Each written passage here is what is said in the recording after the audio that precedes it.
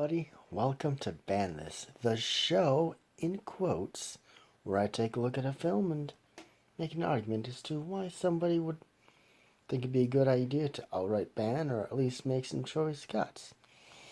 Today, I've got the 1980 film, New Year's Evil. This was right down, when the whole slasher phenomenon came into full fruition. Right around, 1980, with a lot of holiday or specific day themed films going about. This is no exception. Now, what's so bad about this film? Okay, I could jump on violence, but this film isn't that violent. It'd be easier to make an argument on the basis of this film being misogynistic. That seems to be a common argument for these kind of things.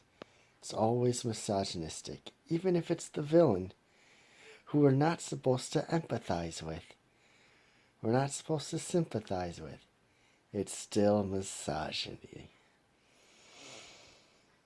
Because, well, that's the way everything is, at least especially these days. Yeah, you could get occasional backlash during the time this film was made, but nowhere near as bad as today, because, I don't know, people were more sexist then or something? I don't know.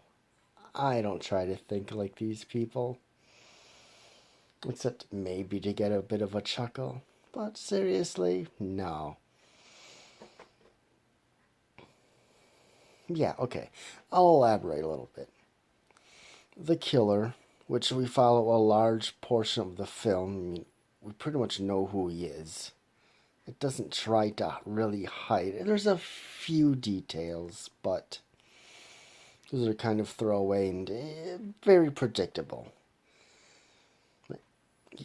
Every victim he kills, with one exception, is a female. And I don't think I'll be too spoilerific should you want to see this film.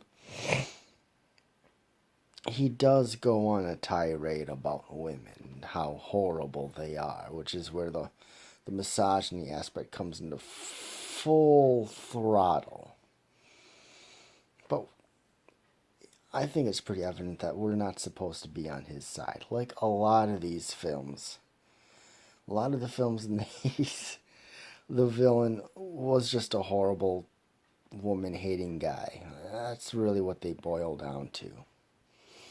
It's no exception. Okay, I might be a little hyperbolic there, but a lot of films seem to have a very similar villain. Like this, Visiting Hours. Pick your more... Yeah, take your pick. You can find the elements in there.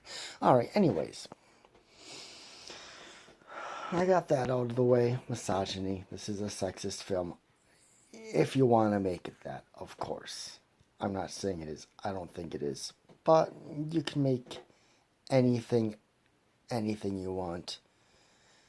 Because that's how postmodernism works. Anyways, what do I think of this film? This was a lot better than I was expecting. I'm not much of a slasher guy. It's my least favorite subgenre of horror. So this really wasn't having any expectations being held for me. So it wasn't hard for it to exceed it. But there's enough going on here to help make it feel a little bit different than a run-of-the-mill slasher. There are a lot of elements. It doesn't really feel like a slasher film at all. Such as some very competent policemen in this film. I was impressed. I enjoyed it. You don't see competent police dudes in these films very often, but they did pretty well given the situation they were in.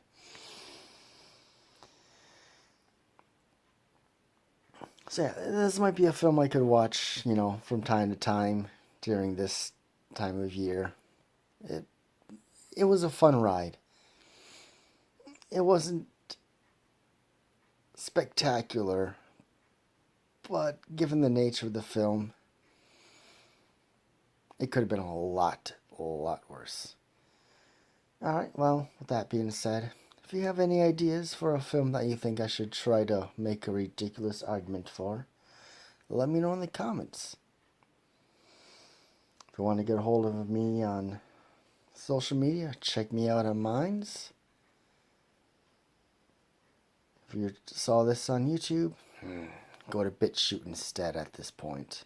If you want to see a bunch of short reviews from myself and a bunch of other people, go on the Stardust app if you're so inclined. I'll link the description and all those below. And I'll see you later. Take care, everyone.